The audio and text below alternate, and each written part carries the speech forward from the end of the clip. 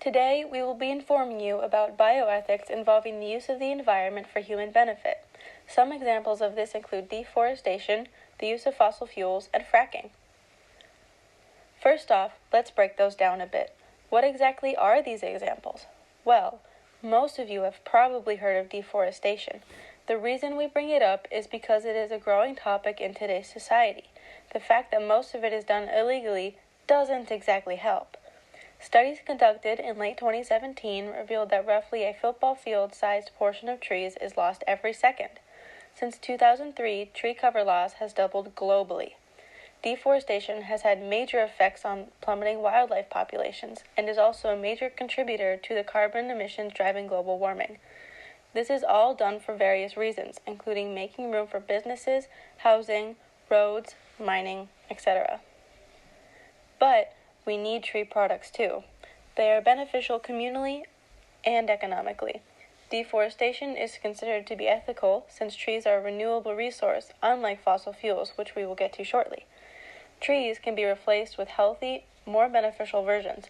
In other cases where felling, or the act of cutting down trees, is done responsibly, we acquire necessary resources such as paper and, obviously, wood. The resources that felling provides are definitely items that we use in our everyday lives. Either way, though, it is up to you to decide if deforestation is ethical in terms of human benefit. Next, let's talk about fossil fuels, which is a fuel that is formed by a natural process containing energy that can be used by burning it. There are 4 types. Petroleum, mostly used to fuel jets and automobiles.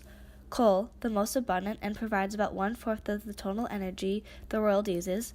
Natural gas, a convenient and efficient energy source mostly used for commercial and industrial sectors or to generate electricity. And emulsion, mostly used for power generation and is most efficient. The use of fossil fuels went under lots of development before it was what we know today. The theory that fossil fuels were formed from the fossilized remains of dead plants by exposure to pressure and heat under the Earth's crust was first introduced by Georgius Agricola in 1546. Then between 1855 and 1859, James Miller Williams dug several wells, and in 1860 he found 1.5 million liters of crude oil. Later, during the Great Depression, the use of fossil fuels increased greatly. Today, the majority of fossil fuels extraction happens in North America, China, and Argentina. There are many advantages to using these fossil fuels. They are easy to find and to be used efficiently. They're easily transportable, as we can transport fossil fuels unlike transporting energy from wind, sun, and water. We also have not run out of fossil fuels yet, and there are still lots to be used. But when the supply eventually and indefinitely runs out, we are going to have to find a new source of energy to fuel everything, especially since we depend on it so much. In addition to this disadvantage, it is really bad for the environment and creates a lot of pollution. The process of extracting fossil fuels is very expensive. Consumers and businesses already spend about $7 billion to $1 trillion every year on coal, natural gases, and oil. On top of that, the cost for fixing the damage done to the environment is also extremely high. It's not only hurting our environment, but also ourselves. High levels of air pollution affect our lungs and can trigger asthma and other breathing problems. And finally, wrapping up our examples for today is fracking. What is fracking, you may be asking? It can also be known as hydraulic fracturing, invented by George P. Mitchell and Floyd Ferris of Stanley Oil and Gas. It is the process in which a liquid is injected into subterranean rocks at a high pressure to open up an existing crack and extract oil or gas. As of October 2018, in the UK, it is still being explored, but in the US, it has significantly increased domestic oil production, managed to bring down gas prices, and through all this, it has been safely used since 1947.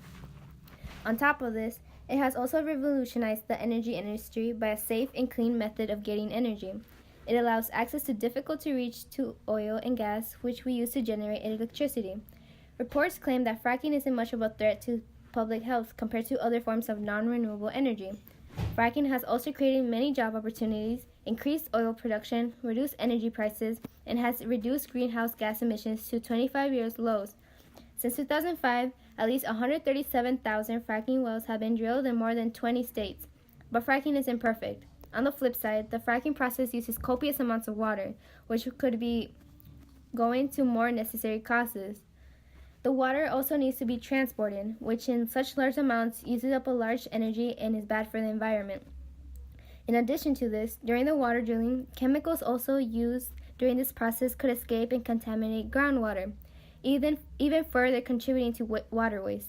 In the U.S., between 2005 and 2015, 5 billion pounds of hydrochloric acid, 1.2 billion pounds of petroleum distillates, and 445 million pounds of methanol were used in the fracking process. There have been reported incidents where the issue occurred during the fracking process, leading to polluting the area where the fracking is taking place. Fracking gives into using more fossil fuel energy instead of renewable energy, which is even further adds to the pollution problem. So, to wrap up this video, is deforestation and the extraction of fossil fuels and natural gases ethical? We need the products we get from cutting down trees, but at the price of suffering animal populations and contributing to global warming. Fossil fuels are easy to find, acquire, and transport, but our supply is limited and it negatively affects the environment in multiple ways. Fracking has reduced greenhouse gas emissions and increased oil production, but uses and releases harmful chemicals into the environment. Are these downfalls worth continuing these practices, or is it unethical?